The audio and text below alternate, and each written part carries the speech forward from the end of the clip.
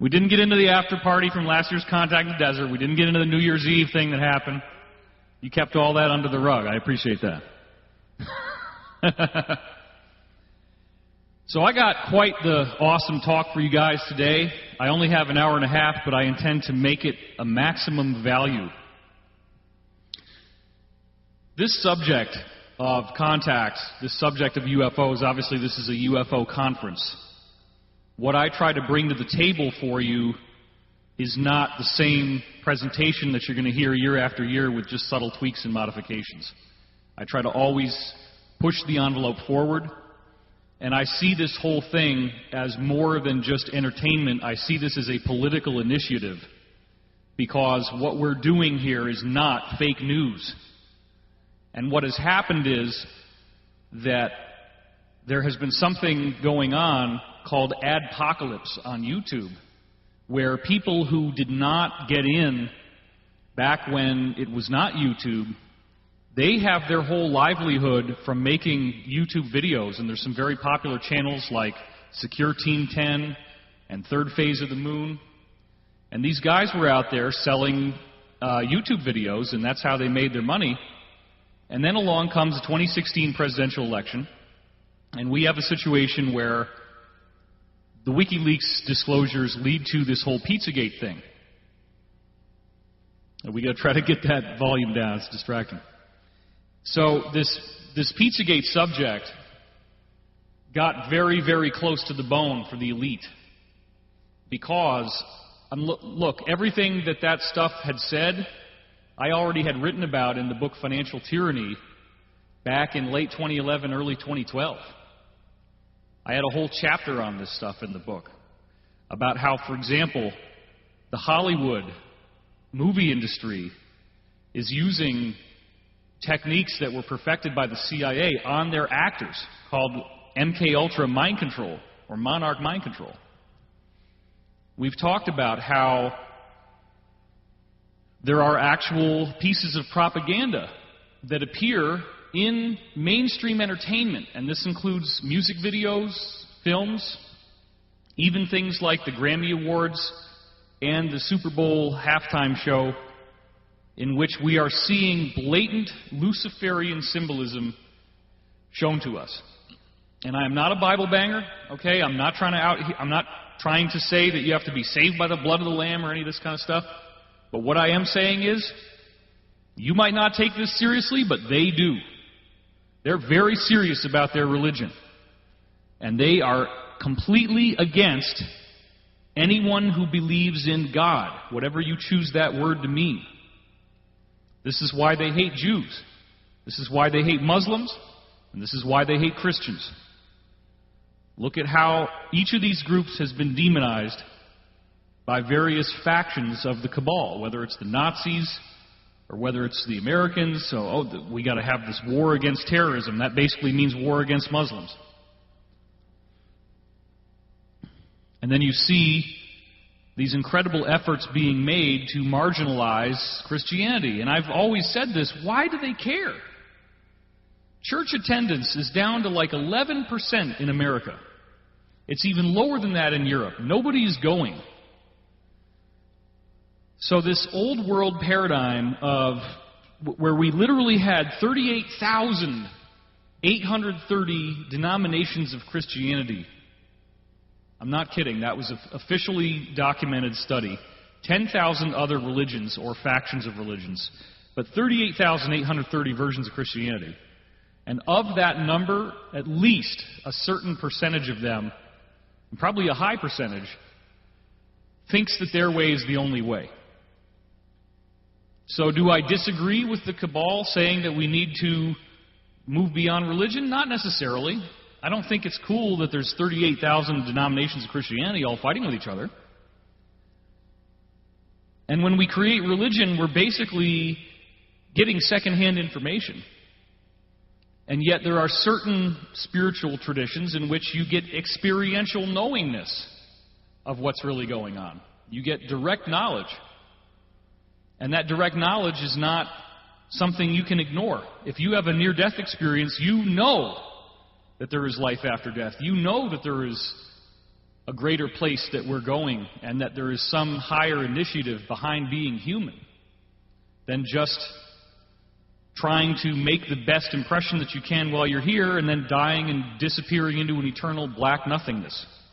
It was really strange because both my grandparents were Presbyterians, and they went to church, at least sometimes, the typical holiday visits.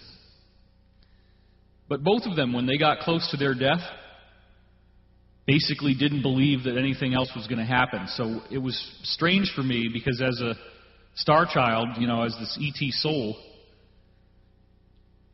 it never even was a question that there was life after death. When I was 5 years old, I floated out of my own body, and I'm watching myself sleep in bed, and my body is breathing, and I'm still alive. But yet, if that's me down there, then who the hell am I watching this? And that made me realize, okay, well, if I die, I'm just going to go into this other form that's really cool because I can fly and I can do all kinds of neat stuff, and everything seems all right. I was fortunate in that sense to always know that there's something more. So what we're seeing is, ultimately, a spiritual battle taking place here on earth, a battle that most people do not understand. And if you fail to grasp that fundamental truth, then the seeds that are being planted in your mind and heart at this event will probably never grow into anything substantial. The spiritual battle, for me, is the key of this whole thing.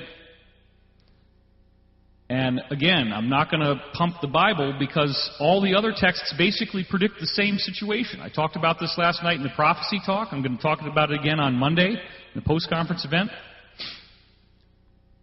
The only other thing I have left after this is the panel tomorrow at 2 p.m. And we're going to get into disclosure on that as well, and ancient civilizations. And it's going to be here. What I'm saying to you now is, you have to look behind the alarmist headlines, and you have to understand that if these people in the world, if these world elites that have controlled 80% of all the money there is to earn in the world, that was proven by Dr. James Glatfelder, a guy who is a graduate of the Swiss Financial Institute of Technology, FIT. And they specialize in teaching people about the financial system. Einstein went to that school. He used supercomputers and cracked the 40,000 plus transnational corporations in a database called Orbis. And the conclusion that comes out of that is that once you get below the surface and you start to use, supercomputers and fuzzy logic to crack those codes, deep down inside, 3 or 4 levels below what's obvious, everybody's got the same people on the boards of directors. All these corporations are actually interconnected. And you only have a super entity, as they called it, of 147 corporations. That's it. 147. And those 147 are earning 80% of all the money in the world.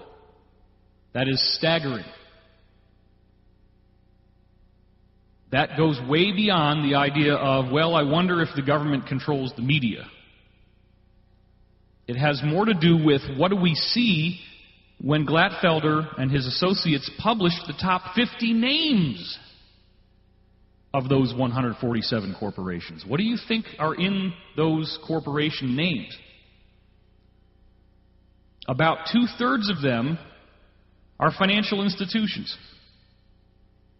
And in the top 50 are listed all of the so-called too-big-to-fail banks, which in the aftermath of the 2008 financial collapse and the dawning of the Obama administration, a total of what now has been calculated by U.S. senators, including Ron Paul, $29 trillion of money that they printed out of thin air to bail out the sinking ship of these too-big-to-fail banks. $29 trillion. To try to give you a sense of what that means, all the money that is being earned in the entire world is called the gross domestic product, if you use it as a world GDP. GDP, gross domestic product. That's half of the entire wealth of the world. Printed out of nothing, with no collateral, with no backing, when they screwed up and their businesses tanked and they weren't making any money, and instead of going bankrupt, they stole half of the wealth of the entire world to bail this thing out. This happened in 2008 after the financial collapse. It's probably one of the reasons why John McCain lost, because he said the fundamentals of the economy are sound. Well, dude, I think you're wrong. Now, why did that happen? Why did they lose out so much? Why did they have this apocalyptic collapse of their value such that they had to do something so big that probably nobody would have ever believed that you would print $29 trillion out of thin air? Why did they do that? Why did that happen? There is a simple intrinsic fact that I want to share with you now, and that fact is this. Some of the people that you would hear at conferences like this, and I don't know if there's any of them here or not. I'm not insinuating that anybody is like this here. But sometimes when you listen to people who are more in the so-called conspiracy theory arena, there is a prevailing viewpoint that I believe, based on extensive research and first-hand testimony with insiders, I believe is wrong. It is this idea that the so-called Illuminati, New World Order, Cabal, whatever nomenclature you want to pick, is this all-encompassing, all-powerful, all-seeing eye that has their fingers in everybody's phone, that is surveilling everyone, that is identifying any potential threat and neutralizing that threat. It is the fear of Big Brother, the fear that there is a monster under the bed that you need to be afraid of, and that there is nothing that will stop this beast. And they play on the archetypal fear that we have of things like the devil by showing us satanic imagery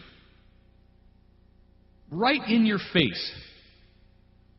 So unbelievable. You watch some of the Miley Cyrus music videos, some of the Rihanna music videos where she's got devil horns, some of the ones from Katy Perry where she's got the all-seeing eye and she's wearing satanic clothing.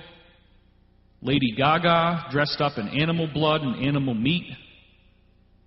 Unbelievable. And you can just tick down the list. It's basically now, it seems like almost everybody out there in the pop music arena who's getting to be really publicized by this controlled media is putting out this type of propaganda. They're putting out these symbols. They're putting out this thought form. And you're seeing things like the Super Bowl halftime show where Madonna shows up as Baphomet, which is the goat-horned god that was worshipped by the Knight Templars.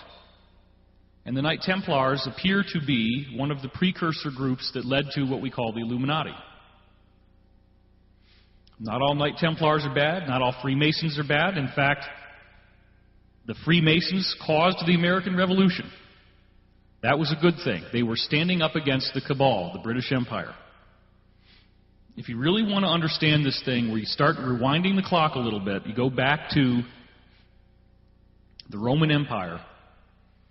And when their empire was in decline, after they'd already conquered Egypt and acquired all of that knowledge, secret knowledge that they never publicized, they wanted to restart the game, but they had to relocate where they were going to do it. And as far back as 55 BC, Julius Caesar had invaded England.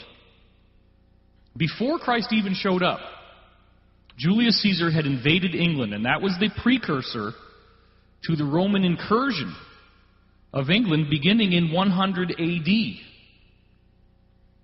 Why is England so important? Because it is a perfectly defensible continental island. It's like a mini continent with a nice big moat around it. That means that if you fortify your shore, the only way anybody could invade is navally. And you look around Europe and there is no other place like England where this would work. Every other country has, at best, only a mountain border.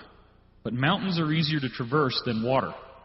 In water, you got to have all your supplies, all your food, all your military people on a ship that has to land on the shore. They have to disembark from the ship. They have to charge into your land. That makes it much, much harder, especially if you have enough firepower that you can start shooting arrows at them when they're trying to get out of the ship, that kind of thing. So England was the perfect place. So as of about 100 AD, the Romans began relocating to England. When I visited Graham Hancock, he lives in the city of Bath. And he actually has, his house is right near Roman baths that were built around this time, 100 AD. And they're still there, built by the Romans. You got to go a little bit farther and you got to see, okay, wait a minute. The people that had the secret knowledge held over in the Library of Alexandria, the people who were aware of what the Vatican initiative was, they relocated their base of operations to England, and that's where they built their financial center. The Vatican remained the so-called spiritual center. That becomes the financial center, and then, when the time was right, they had these ancient maps. They knew there was land over on the west that became what we now call America, perhaps named after Amerigo Vespucci. There's a couple different theories. And they knew about this. And so Queen Elizabeth was one of the first people. Henry VIII was her father. And Henry VIII, based on a book like Born in Blood, The Secrets of Freemasonry, talks about the idea that Henry VIII was the first real Cabal king of England, that they kind of had lost control. They kind of insinuate themselves into the monarchy. So Elizabeth is also one of these Illuminati monarchs. We know for a fact that Queen Elizabeth was working with a court astrologer named John Dee, and that he was using black magic to ensure England's success. There were two different times that a massive Spanish armada started to come towards England. They wanted to do that invasion by sea. And John Dee is conjuring up probably what ended up now being the Draco. We didn't really know that for sure back then, but it's looking like that's who it was. And they say, the Draco say to them, don't worry, don't even try to fight them. Don't send any ships out into the sea. Don't try to meet them in the water. Just sit back and do nothing. Well, we know you guys are real. You're materializing in the middle of our pentagram here, so okay. And these... The Spanish Armada comes in 2 times in a row, documented history. This massive, massive storm shows up that was so bad that the entire Armada got wiped out. Everybody sank. This was in the 1500s, early 1500s. Twice. It happened twice. Now that looks like magic, but remember, if you have anti-gravity, if you have a flying craft, all you'd have to do is create gravitational disruption around those ships and start boiling the sea, and then they'll all sink. Easy. Easy for somebody who is an extraterrestrial. So what we have is a very clear idea that there is this extraterrestrial negativity behind why England has been able to succeed so well. And sure enough, the book that I wrote, Financial Tyranny, which was so groundbreaking, started with this idea that the mega banks actually control 80% of the wealth in the world, talks about this $29 trillion bailout, and goes into this strange religion that they have. None of this really makes sense until you get to the fact that they actually do have an organized religion that is not any other religion we're normally aware of. It is a secret religion. It's actually, in many ways, a lot more complicated and difficult to understand than other religions. Most other religions have a fairly simple set of precepts. There's one or two texts to read. There's a Bible, there's a Quran, there's an Old Testament, a New Testament. There's the Bhagavad Gita, there's Dhammapada, Buddha's Book of Righteousness. There's a few texts you can read and you pretty much got it. Illuminati religion is not like that at all. It's extremely complex. It's a group that cherry-picked from ancient mystery schools all over the world, and at various points there were groups that were positive involved in this, and that would include the founding fathers of the United States of America. I think we can all agree that that was not a negative thing that they did. But a lot of those positive groups got washed under by the influence of negative extraterrestrials who took this power that was amassed through secrecy and consolidated it into a political, worldwide empire. An empire that has 3 cities within nations that are their own nation states. Vatican City, which is the spiritual center, City of London, which is the financial center, and Washington, D.C., which is the military center. That's the way it's been. And again, most people have completely divorced themselves from any concern about what's going on in Christianity or the Bible. But I'll tell you what, when you start realizing what these people are up to and the kind of symbols that they're advertising and shoving in our face, why are they so invested in this? Why did Jesus show up 55 years after the people in his nation, where he was, had started to colonize Great Britain? I think there was some greater initiative that knew that this new move needed to be opposed if it was ever going to turn out well for us. And so, as a result, the whole reputation of the Roman Empire was forever stained by the arrival of Jesus. And what was this Jesus thing, anyway? A man who supposedly can walk on water, can heal the sick, restore eyesight to people who are blind. There's a story in the Bible about a woman who's done all these, things like cheat on her husband, and Jesus starts telling her exactly what she did. He knows it psychically. She starts crying. She realizes he's got to be the real thing. There's all kinds of weird stories like this. And there's other stories from other religions, and that's the thing that really bothers me, is like as soon as people pick one religion, you start acting as if your cool stories are the only ones that count. But yet, we have this Catholic priest, Father Francis Tiso, who is going to Tibet and studying the rainbow body phenomenon, where people are activating their soul into some higher form through being a loving person. The whole teaching is based on being as loving as possible, forgiving, accepting, and spending 13 years where you do not have a negative thought. And if you can do that, which would be nearly impossible in today's world, as I've been saying, if you can do 13 years where you're basically just a loving, kind, generous person, you don't have selfish thoughts, you're not trying to manipulate anybody, you're just hardworking, you're honorable, you're sincere, you can do that for 13 years, you've graduated from the entire reason to be on earth, and you just activate your light body and you get to leave the earth to a much less difficult place. If you look at the core of Buddhist teaching, it's all about the fact that we are in a realm of suffering, which he calls samsara. And that samsaric delusion captivates us with the idea that we will find happiness in the material world.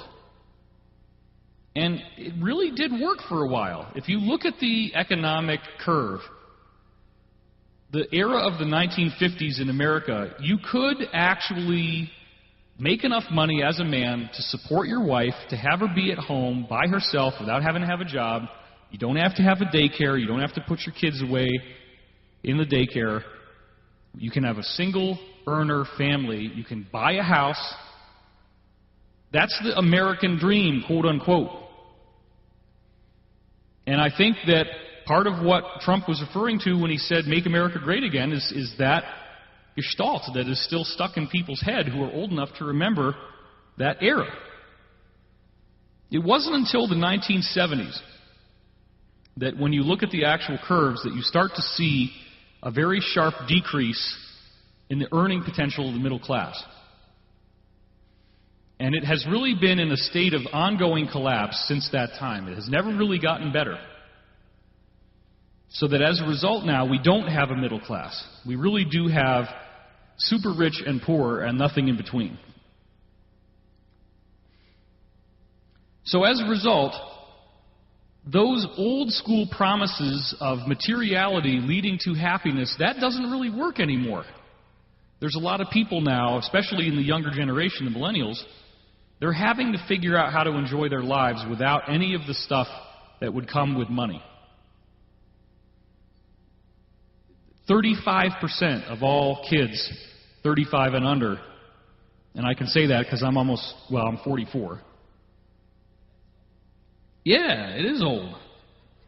It's old for me. Stuff doesn't work the way it used to. I'll just leave it at that. My knees don't work. Frickin' shoulder hurts right now. It's like, you know.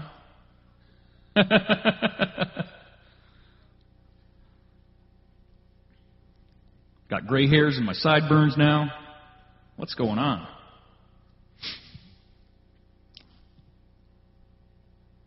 That American dream doesn't work anymore. It's gone. So when these people are out there trying to tell you, oh yeah, spend money and that'll, if you earn money, then you'll be happy. No, it doesn't work that way.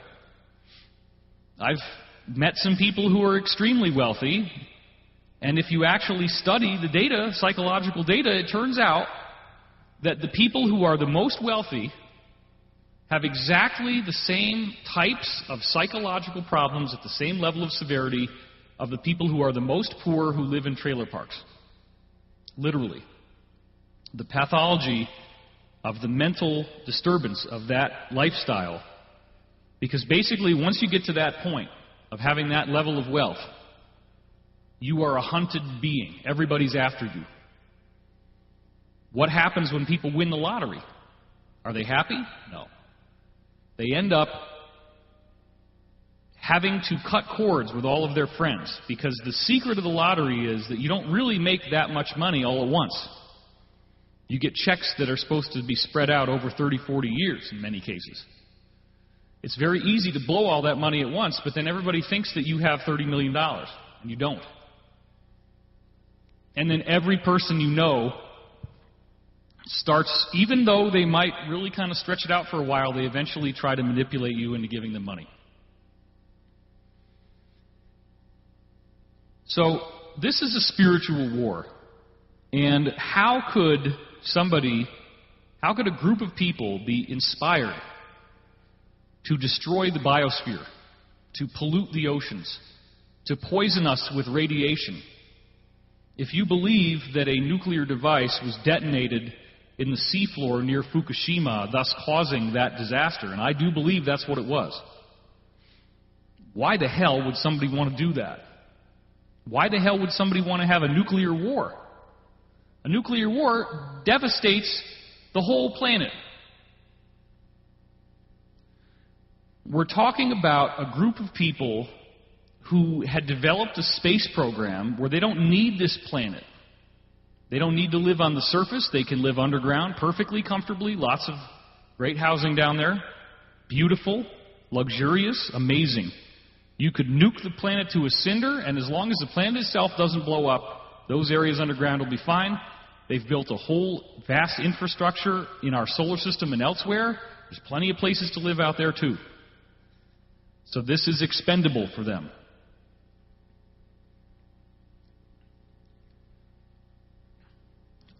What has happened is that people within that group have broken away, and they do not want to play this game. They do not want to destroy this beautiful planet.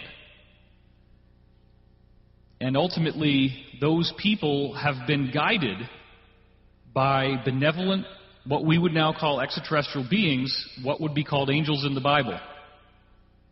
And that does not mean that when I'm talking about the Alliance that I'm saying they are angels. These are people that came out of one of the most brutal, despotic regimes in the history of Earth, if not the most brutal. The modified, rebooted Roman Empire, where the spiritual head is Vatican City, financial head is City of London, and the military head is Washington, D.C. And they did have unparalleled power for a long time. But there have always been splinter groups and breakaway factions, and what has now occurred, and this is what's so amazing, is that the majority of the entire U.S. Department of Defense is engaged in a civil war in this country right now. Now listen to what I said. The majority of the entire Department of Defense is fighting the cabal. This is very misleading because if I'm wearing a big team jersey here and it says 35 on the back, that means he's number 35 on that team. America is supposed to be a country with a leader that we voted for democratically, who has an agenda. That country has a certain position in the world. It has a certain role to play if there's a war. You don't really think about there being a war within a country. You don't really think about a country having different factions that are fighting against each other. You don't really think about an unacknowledged civil war that is very extreme, more intense, and more politically meaningful than the actual civil war in the 1800s, that we are in World War III. It's already happening. It's happening right now, and thanks to the benevolent ETs, I believe has a lot to do with it, World War III has predominantly not been destructive in the physical sense. For many, many years, it's an open secret that Hollywood was being used by the Department of Defense to recruit people into the military. If you just think back to the 80s, any number of films, like, for example, Top Gun, Tom Cruise's breakaway role, one of them, it's totally jingoistic military propaganda film. You might love that film, but you go back and think about it, you're like, damn, yeah. And there's a lot of films like this. Now, I'm not saying that's wrong. We need to have a military. And I essentially voluntarily enlisted in a civilian initiative that is very much what soldiers do. To fight against an enemy, to risk your life. Does that mean that if you're a keyboard warrior that you're any less brave? No. The monster under the bed, this gestalt, this supernatural evil that the cabal wants you to think they are, they want you to believe that that satanic evil is real, but that there's no credence to the positive side. The way I look at it is, if that satanic evil is real, and you know it is, then there has to be something behind all these positive spiritual traditions as well. So what we have now is films that are made by the Department of Defense. Ultimately, they made those films. And those films are preparing us for an exposure of the cabal. And you've seen me talk about some of these. One of the most incredible examples was the film Iron Man 3. A very, very popular film, the biggest film of the year. In that film, you have people who are infected with some sort of human enhancement virus that leads to them having redness appear on their skin. They're like demonic beings. And there is actually a scene where one of these beings melts a tower, and the tower comes down. They melt the steel beams. A vague but definite allusion to 9/11. You have a president who clearly was meant to look like George W. You have a vice president who clearly is supposed to look like Dick Cheney. And the punchline at the end of this movie, again, you can clearly trace that it was financed by the DoD, that it promotes the DoD. Iron Man has this smart suit that could very well be something similar to things that already exist, or at least maybe some degree of that.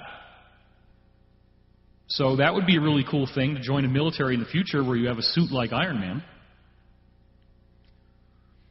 And the point is that at the end of the movie, the Vice President of the United States is the one who financed a terrorist to attack the United States. A man played by Ben Kingsley, who was obviously supposed to be bin Laden. This was the biggest film of the year. So when people tell me that there's no credence in the idea that there is an alliance, I say, bullshit. Go watch these movies. Go watch the movie Captain America: The Winter Soldier. It's unbelievable. The first Captain America movie had some interesting things in it, a few things. Nowhere near like what's in the second one. The second Captain America movie reveals that German scientists and political figures got transferred over here in Project Paperclip. Scarlett Johansson delivers the key lines in the movie. When at the exact midpoint of the movie, they end up in some German supercomputer left over from World War II that talks to them, and they use the cool whirling things of the supercomputer as a visual to kind of pad the fact that they're doing a lot of exposition. The hardest thing to do in a Hollywood screenplay is to give a whole bunch of information verbally in a short time and still make it exciting. That's called exposition.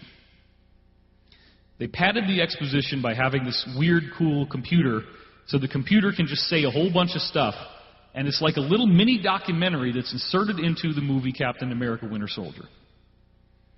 And that computer reveals that Germans were brought over here in World War II, Project Paperclip, and in the movie they have a group that is called Hydra, and Hydra is a secret Nazi faction in the United States that includes senators and congressmen. And in this movie, which again was the #1, or I think in that case it was the #2 movie of the year, I think it was beat out by Hunger Games, you have senators shaking each other's hand, whispering in each other's ear, "Hail Hydra!" This is totally real. It's a film that cost God knows how, $120, $150 million to make. It happened. So don't tell me that there's no alliance. The whole frickin' film ends with Hydra being publicly exposed in a WikiLeaks type of data dump. And then you have Scarlett Johansson speaking on behalf of the intelligence services saying, "You guys are going to need us to fight this thing."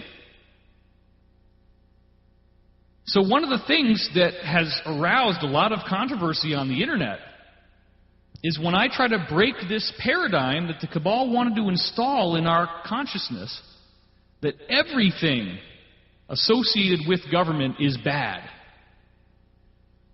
Oh my God, the CIA, that's bad. Oh my God, the FBI, that's bad. Oh my God, the DIA. Oh my God, the NSA. The NSA are the people, some of the people in the NSA designed Bitcoin because Bitcoin creates this thing called a blockchain that has a digitally stored copy of all the transactions that are made in Bitcoins in the world. Everybody has the full bookkeeping for all Bitcoin transactions in their blockchain. You cannot hide any transaction that you make in Bitcoin. You do not need a bank. You do not need an intermediary. It's all done digitally. According to Pete Peterson, that was done by the people in the alliance to create an alternative to the Federal Reserve dollar. The way you create Bitcoins is by what's called Bitcoin mining, where you take powerful computers and you generate these algorithms, and when they generate the solution, you've got a Bitcoin. And so your degree of Bitcoins is measured by how much computer power you can marshal if you want to do Bitcoin mining. That was an alternative to this Federal Reserve fiat currency, fiat meaning money printed out of thin air. And it works. And it's always been there in place in the time that it would be needed. We also have heard, everybody knows, well, yeah, DARPA started the internet. It was called, first it was called ARPANET, which was, the ARPA was from DARPA, and then it became the internet.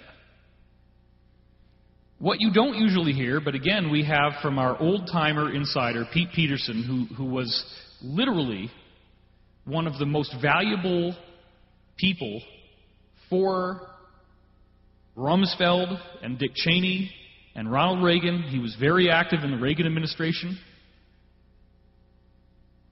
They were dealing with all this absurd stuff that was going on behind the scenes that they were concealing from us. And when I say absurd, this includes literally a little flying saucer about this big appeared on Reagan's desk, and a little conveyor comes down, and these little beings come out, and they start talking to him that way. And there was a funny little movie called Batteries Not Included that was based on some of that intel. And they basically said that we had to stop using nuclear weapons. And that if we didn't, that they would have the power to make it very bad for us. Well, the military thinks if any type of ET wants to stop you from using nukes, that they have to be evil and that they're trying to take over. What they're starting to understand now is that we are the inheritors of a battle that has been going on for hundreds of thousands of years between good and bad ETs. The bad ETs want to create a money system, they want to create a slave state, they want to create institutional control, they want to dominate you because they literally live off of fear. This is the key. Where is the payoff? Why would anybody want to do this? Humans on Earth alone, it doesn't seem like that they would want to destroy their own planet. It seems like they get peer pressured into thinking that's a good idea. But there's other beings that are very, very evil, like the Draco reptilians, where they literally survive on energy. And specifically, they survive on the energy of fear, the energy of suffering, the energy of pain, the energy of trauma. And so when you get into this Pizzagate stuff, and why the hell would politicians sign up for something called North American Man-Boy Love Association, or NAMBLA? According to Peterson, 86% of Congress are members of NAMBLA. Now imagine what would happen if the full membership roster of NAMBLA were to be published. Imagine what would happen if we find out that even part of that number is true. Well, guess what? It already is happening. There already has been a revelation about the beloved American hero Bill Cosby with The Cosby Show. And he's doing all this crazy stuff. And yet, he had this show. And he was all the way on TV back during I Spy in the 1960s. Do you think they didn't know? Do you really think they didn't know when they were putting him out there as America's dad? And it's even worse in England, because there you have this character named Jimmy Savile, who was literally the front man for all the rock bands on the top program called Top of the Pops. And this guy continued to be on television right up until he died, with his final show being called Jim Will Fix It. And this guy is about as evil as you could ever imagine. He's got literally so many victims that they've estimated 1,450 victims. And some of the people who have testified have said that what he did was to go after them in a satanic ceremony where they're wearing robes and masks and chanting Ave Satanas, which in Latin means Hail Satan. And this guy is meeting with the Queen, the royal family. He's introducing us to the Beatles, to the Rolling Stones, to all the top 60s bands on television. He was a beloved hero. And he created 40-plus children's hospitals. And the data now suggests that each of these children's hospitals had a rape room where satanic ceremonies took place. That is public record, indisputable. So we already know.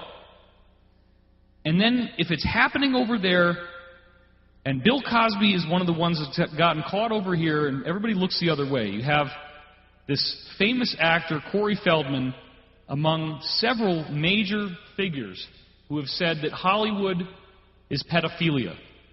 That's the big, dark secret of Hollywood. All kinds of stuff has come forward about this. Amy Berg did a whole documentary on this. It got suppressed. An Open Secret is the name of the film. You can now see it. I don't want to dwell too much in this negativity stuff, but I want you to at least be aware that it's there. Because if you're not aware, that enables the enemy to continue what it's doing. We have the power, as each one of you here, remember, we have the power to change the outcome. And I want to talk a little bit about chaos theory. Chaos theory arises out of this knowledge that you could look at a little part of the sand here on the ground, and you're going to see a structure that will repeat on much larger levels throughout the mountains. That's called fractal. Small fractions of something look the same as much larger versions. This is where you get this often quoted idea that the flap of the butterfly's wing could eventually create a tsunami on the other side of the world, or a typhoon. When we actually study the physics of a pile of sand, now just stay with me, it sounds like I'm going way off track. I'm totally not. Sand is falling 1 grain at a time in like an hourglass, let's say. And if you watch and observe and meditate on the hourglass, you'll see that the sand mountain builds up to a certain point, and then maybe half of it avalanches. But then after the avalanche, it rebuilds itself right again very, very quickly into a new cone. Now imagine that you could, and this has been done, so this is true, imagine that you could build a supercomputer simulation of an hourglass. And now what you have is the ability to track the location and the behavior and the amount of actual pressure and stress on each individual grain of sand. You know where it is, you know how much pressure is on it, you know which way it wants to move, and you graph out the entire sand pile that way with supercomputer, fuzzy logic number crunching, and you know what each particle of sand wants to do. That's our setup. This has been done. Something happens that the Cabal cannot control. It is a law of the universe, and it is the key to their defeat. The hourglass contains the secret to defeating the Cabal, believe it or not. Because what happens is the pile stays stable for a period of time. You know the position and you know the stress on each individual particle of sand for a period of time. You can measure how much push there is on each particle. At a certain point, as the sand keeps falling on the top, the pile starts to destabilize, and this gets worse and worse and worse. The system becomes chaotic. Now, in conventional science, chaos does not seem to have anything useful. But in chaos theory, the word chaos comes to the forefront because chaos changes all the rules in a very interesting way. And the best way to describe this is to look at what happens in the supercomputer as the pile is about to avalanche. Right before the sand pile is about to collapse into an avalanche, you no longer can detect where any of those particles are going to go. The stress on them starts to become indistinct. There's no clear vector of which line it's going to move, of where it's being pushed. Everything kind of goes into this funny state where it could go in multiple directions. And then there is an avalanche, but what they've discovered is that the avalanche relieves pressure, and instantaneously the sand pile reorganizes into a higher level of complexity, a higher level of organization. It's a positive thing. Now, of course, some of you are probably thinking, well, order out of chaos, that's the Illuminati frickin' religious motto that they have. They don't understand what this actually means, and here's the key. There is no way to contrive how that particle of sand, how that whole pile of sand will move. There's no way to set it up in advance to determine where the avalanche is going to go. When it goes into that moment of chaos, it becomes indistinct. And the analysis in the supercomputer has determined that as little as one single particle of sand determines the entire outcome of how the avalanche takes place and how it reorganizes into a higher level of complexity and order. As little as a single particle of sand determines that. Now, why am I talking about sand? Because the sand pile is what's called a complex system, meaning that there are a series of individual agents in the system, in this case particles of sand, all of which have simple rules, like the fact that they're being pulled on by gravity, like the fact they're falling from a single point for a certain distance, and they land on top of the other sand particles, and then you're charting out, how much pressure is on them and where do they want to go, how much do they want to move in any given direction.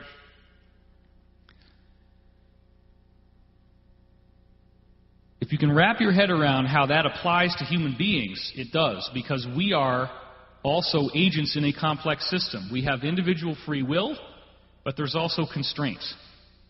We can't just go fly off into outer space. We don't have the ability to do that.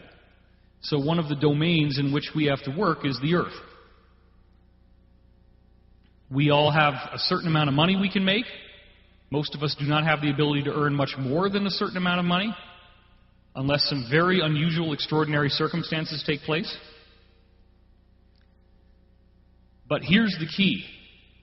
The system has full communication capability.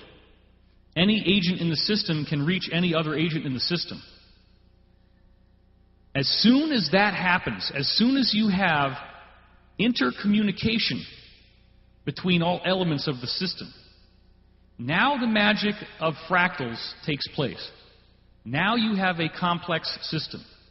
Now you have a system in which these mysterious laws of the universe can happen. Because of the communication, because of the exchange of information, which in the sand pile, the information is exchanged by the fact that they're all in this pile, and the pressures are pushing on different parts of the pile all at the same time. A little bit of a weight shift up there affects everything else down below. So as the new particles pile on the top, that changes the overall pressure and the profile of the entire pile. And every other particle will be measured. You can see slight changes in the stress as the pile expands. So what does this mean? It means they, the Cabal, cannot create a global economic collapse. It's impossible. Now granted, they were able to do it in local areas in the past, like they were able to do the French Revolution. They were able to cut off shipments of goods into France so that people were starving. This is one of the ways in which the French started. I have a good buddy of mine who's a visual effects artist who's French, and he told me, David, we didn't start eating things like rabbits and snails because that was the best that we could find. It was the only thing we could find. Things like rabbit and escargot, which are now considered delicacies in France, that was because they had all other food cut off. They had their crops destroyed, they had their livestock destroyed, they had all imports cut off by the Cabal, artificially creating this crazy situation that led to the French Revolution. And France had been messed with before that as well. It didn't just happen then. So yeah, you can look at the French Revolution and then you can see that there was this reign of terror, as it was called, where they basically created a dearth of food, a dearth of money, and then anybody who tried to do anything unethical to get food was deemed a terrorist, and then they said terrorists must be responded to with terrorism. So they had guillotines in the street, and they were beheading people who tried to steal a scrap of bread. No forgiveness, no ability to argue your case. This actually happened. So that's like the Illuminati wet dream, but it all ended very quickly. The people said, we're not going to do this. And all the leaders who were responsible for this reign of terror, including Robespierre and some others, they all ended up getting beheaded too. So that's why one of the Cabal symbols is the phoenix, the bird that dies and is reborn out of the ashes. And they showed that in the 2012 Olympics ceremonies very prominently. They believe that they are going to be defeated, but that their initiative will continue because there's always a little bit extra that hangs on. Well, what's happened now is thanks to the magic of chaos theory, we have a global, interconnected system that exchanges information with the Internet. The Cabal will never be able to defeat the Internet because, here's the key, it's called CAS, Complex Adaptive Systems. It's another aspect of this science that I'm teaching you now. Complex Adaptive Systems, what does that mean? Once you have a system in which all agents can exchange information, it adapts. It becomes complex adaptive, meaning if you try to disable that system, if you try to break up that system, it changes in totally unpredictable ways to enable itself to keep going. So it is literally, if you really get into fractals and chaos theory, it is literally impossible for the Cabal to achieve their goals. They cannot create a global economic collapse. They cannot destroy the system. They cannot have everybody hauled off to concentration camps. They don't have enough people to hold the guns. They don't have the boots on the ground. They don't have the support of their own military. So what is happening now? Let me see how much time I got here. Okay, good. Plenty of time. What is happening now is that the military has turned against the Cabal. Now, the Cabal still has some degree of control over what's going on, but they are losing it very, very rapidly. Oh, wait till we get into this. Yeah, you're going to be clapping a lot. Okay, let's talk about Trump. Now, I'm not a Trump supporter, but I'm not a Trump hater either. I'm looking at this as an opportunity.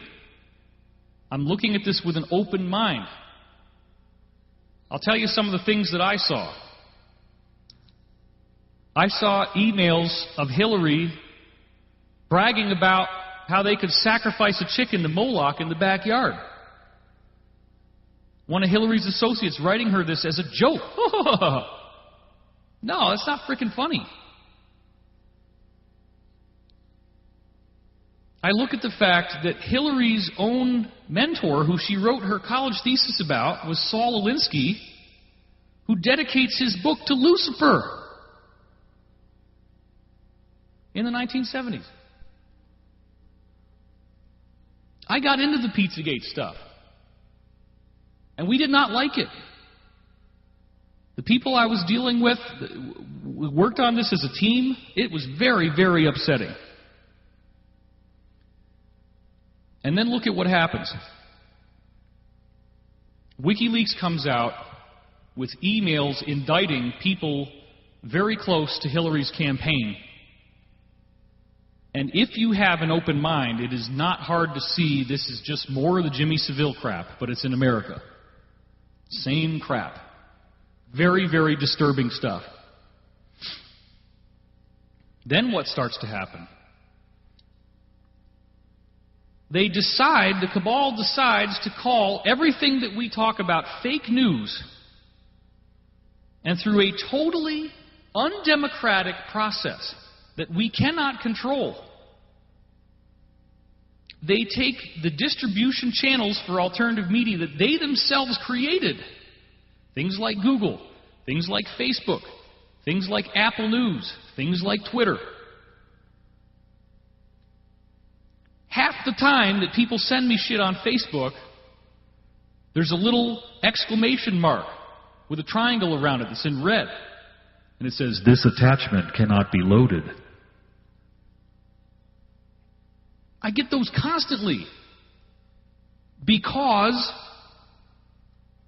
they made a decision, the Cabal made a decision, oh, we have to protect you from fake news, so we're not even going to allow you to frickin' see it.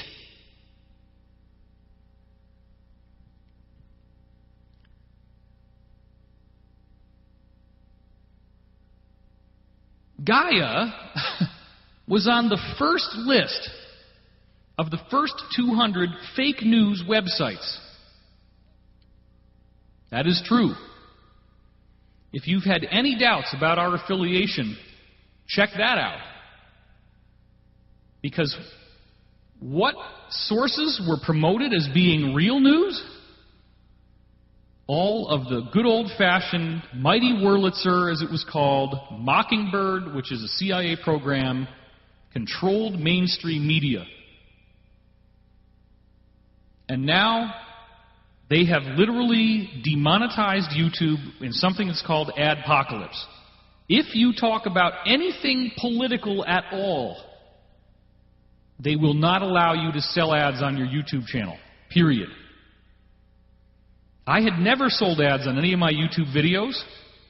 People are like, David, you could have made $2,000 on that one. You could have made $5,000 on that one. I'm like, well, you know, I'm not willing to sell out for a penny a click. It's true. I never did it. We have Snowden come into the picture in 2013, revealing all this stuff about the NSA. I don't think it's talking out of school to tell you that that was not just Snowden that did that. There was a lot of people in the NSA that wanted him to do that, that worked together to make that happen. Snowden was their official face man for a much greater hidden initiative. He didn't just figure this thing out on his own. He had extensive support. WikiLeaks is not just Julian Assange. Anonymous actually is the U.S. military. Remember, the DoD has made films like Iron Man 3, where the Vice President of the United States finances a bin Laden to attack American targets. Captain America, where you have Germans transferred over here after World War II that try to destroy all life on Earth while being involved in a secret society that has penetrated the intelligence services but needs the good guys in the intelligence services to fight it. This battle is real. And the biggest secret of the Cabal has always been the UFO cover-up. They don't want you to know what's really going on. Why don't they want you to know what's really going on? Because guess what, folks? All that stuff that you see in the Bible, all that stuff that you see in the Quran, all that stuff that you see in the Torah, all that stuff that you see in the Bhagavad Gita and in the Vedas, all that stuff that you see in Buddha's Book of Righteousness, it's true. The beings that gave us that information are real. The battle has not stopped. Everybody's kind of held back. All the ETs have held back to let us become quote-unquote modern, which is kind of a joke in light of their technology. But we are surrounded by extraterrestrials, both good and evil. But there are these strange rules in place, rules that are ultimately authored by a benevolent universe, rules that prevent the bad guys from being able to completely take over, rules that require them to advertise who they are and what they're doing in order for any of their initiatives to work. Do you really think they want, if they totally could do this however they wanted, do you think they want to be constantly telling us what they're up to in symbolic form, to be advertising, to make books and movies and television shows that reveal their agenda? They have to do that. That was the trick that Queen Elizabeth's court astrologer John Dee figured out. The magic is that you have to tell the people what you're doing, therefore they accept enslavement. And the key word that you always hear these Cabal people use is authorize. Nothing will happen to you that you haven't authorized. My top-level secret space program insider, the man I call Jacob, who had a much higher level position than the one that Corey Goode had when Corey was in it. Corey now has had access to some very unique assets. But while he was in it, let's be honest, Corey was basically a grunt. He didn't have any command authority beyond a certain point. And he's not going to get mad at me for saying that. He would acknowledge that too. He's an ordinary guy who just happened to have a very unusual job by our standards. The guy that I'm talking about, Jacob, was working directly with the Rothschilds. And they tried to bring me in. I mean, I got bribed, and I didn't accept any of these bribes. They were bribe offers that I turned down. They were offers to make hundreds of millions of dollars. And you better believe that I would rather die than sell out to the fucking Illuminati.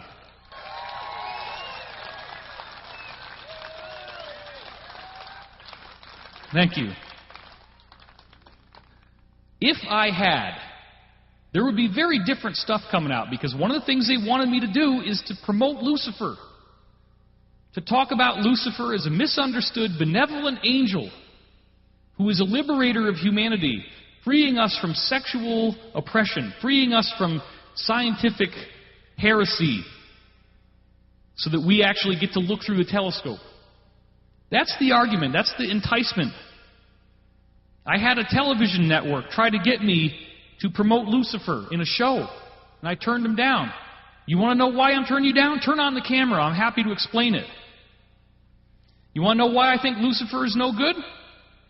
You could frame him as a misunderstood extraterrestrial, a fallen angel that's had dominion over the earth, but here's the deal. There are people like Jimmy Savile who are out there using that name of Lucifer to torture and murder children and adults, to commit acts of rape, to destroy this beautiful planet. Anybody who is out there thinking that I am somehow working for the Cabal, you have lost your fucking mind. I'm sorry. And I'm sorry for dropping F-bombs, but this is serious. I'm out here risking my life. I have 2 armed guards because we had very serious threats for me to even be on this stage right now. That's why I'm not holding back. Okay? Thank you.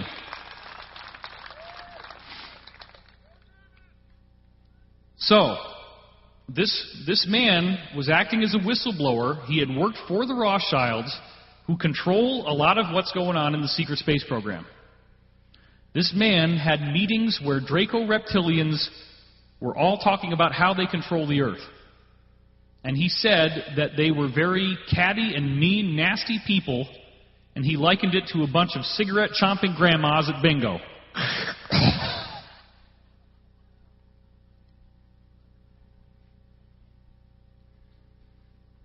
Now these beings, because he was working, remember, on the front lines, he was working with the Rothschilds on the front lines.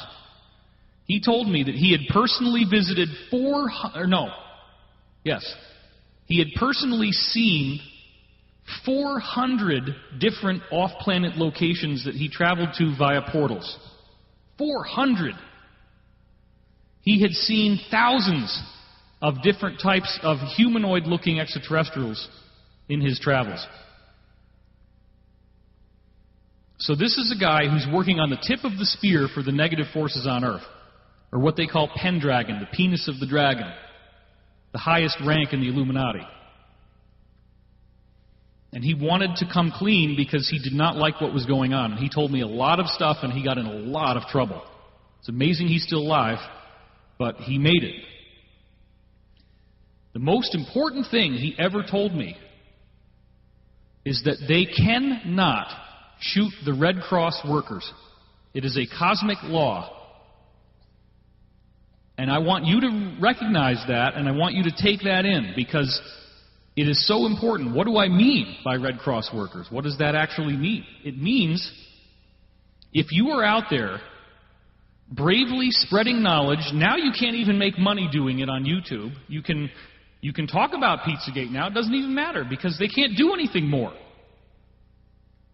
I deliberately did not make any Pizzagate videos because I didn't want to get quote-unquote demonetized, even though I hadn't monetized my videos anyway. Now it doesn't even matter. Nobody can make money on YouTube anymore talking about this stuff. It's gone. All those people have to have alternative income. They'll still allow you to make videos and upload them, but then they bury them in the feed. So you have to deliberately go look for this stuff. That shows me that there are people losing. The Cabal is losing. They don't want information to be spread, but you can't stop this thing. The system still has full information communication between all agents. We have email, we have telephone calls. It's never going to be stopped. It's only going to move into a higher level of beauty and sophistication that will not include the powers that were. I don't use the term powers that be.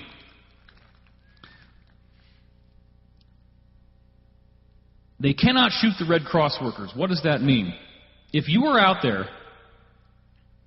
and you are trying to help the planet, you are a Red Cross worker. What is the Red Cross? There might be some children in the audience who don't know what that means. You're in a war, okay? Let's say that there's a big war. And let's say that you have a group of people whose job is to help the sick and the wounded. What they would do, and this goes to World War I, World War II, Vietnam, Korea, you name it, they have a big tent, and the tent has a white top with a red cross on the top. And there are international laws that were passed that it is a war crime that you cannot drop a bomb on a Red Cross tent. You're not allowed to shoot them. Because at that point, those soldiers are not any risk to you, and they're wounded, and they have a right, they have a basic human right to be allowed to recuperate. So the way this applies to that metaphor that he gave me is very straightforward. You have to be a genuinely integrous person to gain this protection of which I speak. You cannot be duplicitous. It is very important if you're out there, and I believe right now, I've been talking to you all weekend about this ascension process, that all of these things that we're talking about right now, all of this stuff with the politics and the intrigue, it's all kind of like in the background of a much greater story, which is this spiritual war. The bad guys want us to be enslaved and want us to be negative and depressed. The positive beings want us to ascend and transform into the next level of human evolution. And the universe set it up this way. The negative side only survives by loosh, as it's called. And I learned about this from Jacob. He told me that one of the greatest vulnerabilities, if not the greatest vulnerability of the Draco, of the Cabal, is that if a majority, not even everybody, but if a majority of people on Earth simply laughed and were happy for one day, the Cabal would be permanently and forever defeated. It is absolutely true. So what do? They stage things like Robin Williams' suicide. They stage things like the revealing of Bill Cosby, America's Dad, being a serial rapist. They deliberately knock off somebody like Michael Jackson or Whitney Houston, celebrity murders, to try to increase the loosh, to try to increase how bad people feel. And it just happened again with Chris Cornell, the guy that was the lead singer for Soundgarden. Now the only major hero from the grunge rock era left is Eddie Vedder from Pearl Jam, and everybody's like texting him saying, "Please don't kill yourself, please don't kill yourself." It's kind of ridiculous, but true. So you don't have fun being a celebrity. It's a very traumatic life. And we've learned this through many, many of these kind of behind-the-music things, like what VH1 used to have. Boom and bust. People blow all their money. They don't save anything. They don't plan for their not having a career in the future.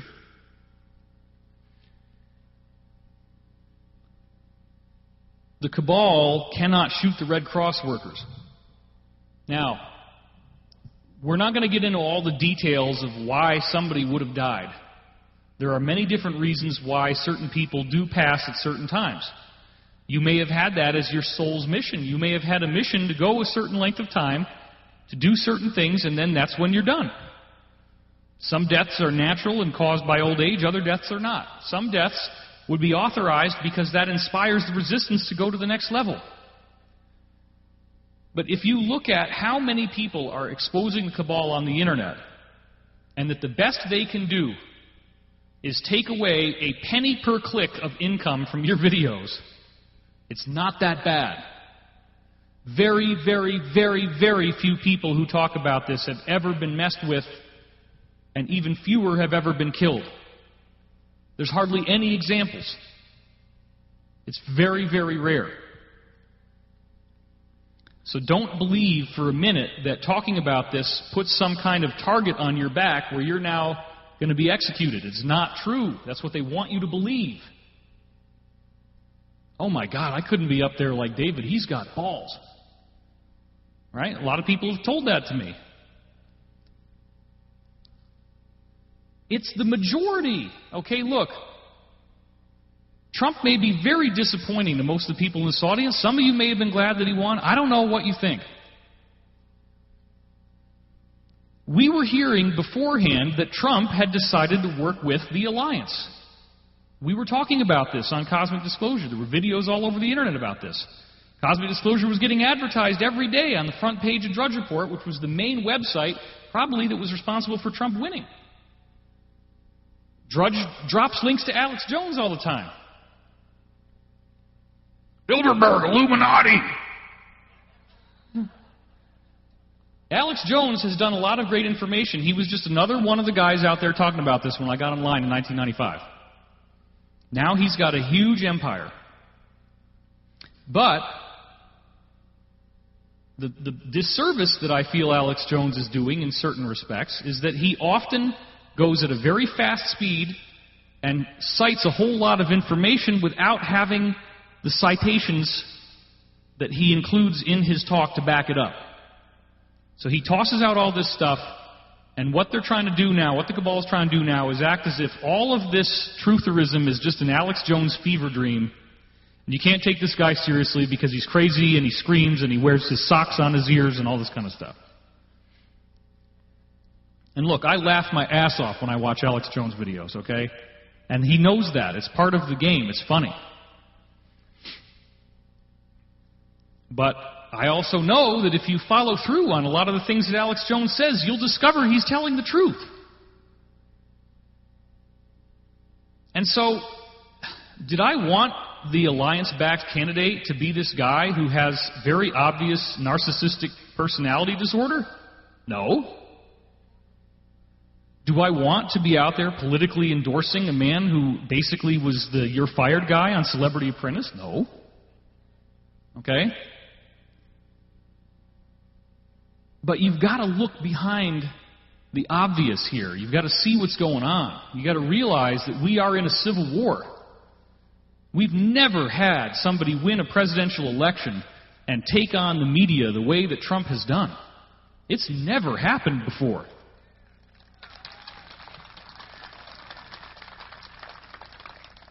Why did they try to shove Hillary through to become the presidential candidate when Bernie Sanders literally had a much better chance of defeating Trump? What the hell was that about? All we had to do is look at Watergate. All the frickin' guy Nixon did is he wiretapped his enemy's phone. Hillary had like 25 Watergates. And they kept coming out and coming out and coming out. And it's just, nope, we're going to shove her right through. They'd already printed copies of Newsweek where she had won the election. They already had it written and ready to go. I don't think they expected Trump to win. I really don't. And the guy's made a lot of mistakes. But you have to understand something here. The people that are behind him, whether you love it or hate it, they are not Cabal. They are purging the Cabal out of the government, the military, and the media.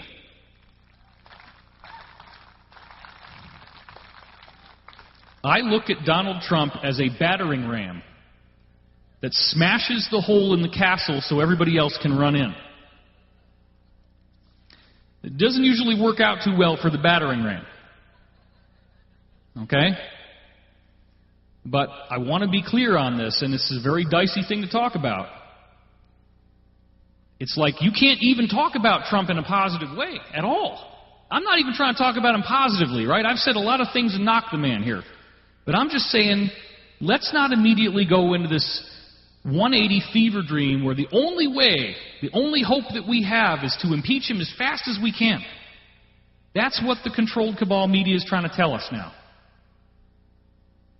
So he has all kinds of personality flaws and character defects, and He annoys the heck out of some of the people in my family to the point that they think he's Hitler, literally. And a significant number of people in American families have been torn apart by this election. But in a way, and you guys know this, the election was a referendum on how much truth you really understand. Because if you actually look at what Trump was really saying in these speeches, it's a lot of the same stuff that I've been saying for years and many other people on stages like this have been saying for years. Trutherism became mainstream, and trutherism frickin' won the U.S. presidential election. And that is amazing. It is amazing. So what we're hearing now is that there is a major push to prosecute Pizzagate on an official level. Why did Trump just fire the director of the FBI, James Comey? Because he wouldn't prosecute Pizzagate. That's what we're hearing from the inside sources. There are Trump has convened multiple secret grand juries to investigate this, and they are coming up with so much stuff. There is a massive alliance effort underway right now to eliminate the cabal. And I am not, again, saying these guys are angels. You have to understand this. The alliance are people who came out of the Illuminati, who turned their backs on what they were in. They may very well be Freemasons. They may very well be high-ranking Masons, 33rd degree Masons. They may very well be in the CIA. They may very well be in the NSA. We have to think differently. Be willing to accept that there are people who are fighting and dying for our future liberation from this evil satanic group.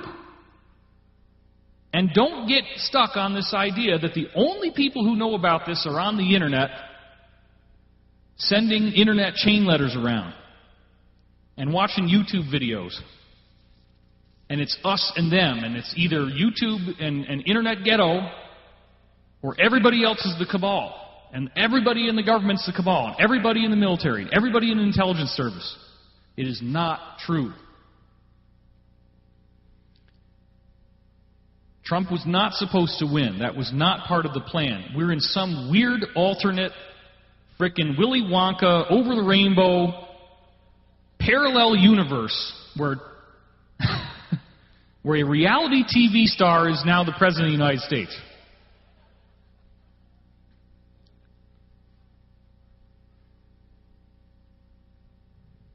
A man who sold steaks named after himself that you would buy frozen in the mail.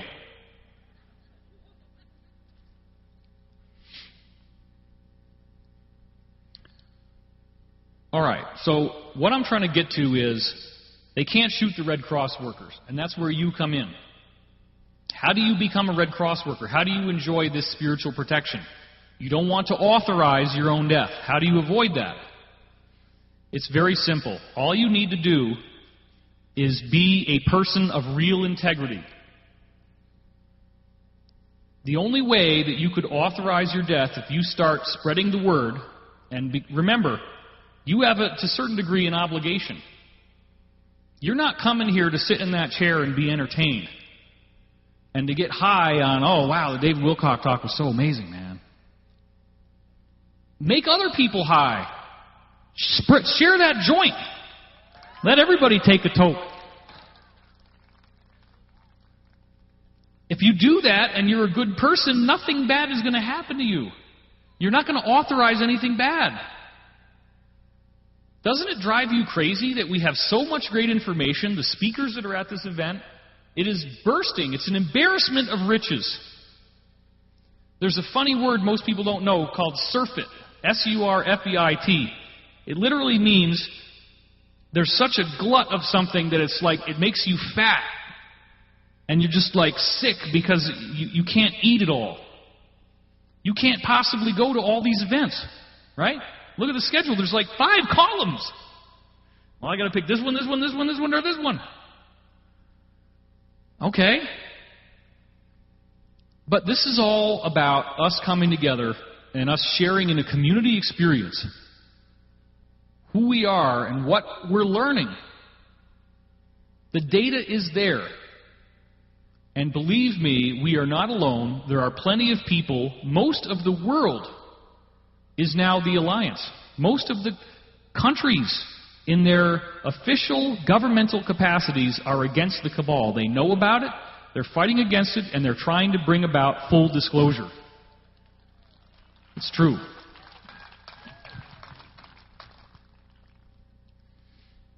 I'm up here because I'm willing to put myself out there publicly at an event this large. There's no freaking bulletproof glass in front of the stage. Now, the point is, we all have an obligation to share what we know. We have an obligation to get out there and co-create the future that we want to see. Instead of expecting, like what Jimmy Church was saying when he introduced me the other time, why haven't we heard more from David Wilcock? Or why haven't we heard more from so-and-so? And yes, I just talked about myself in third person.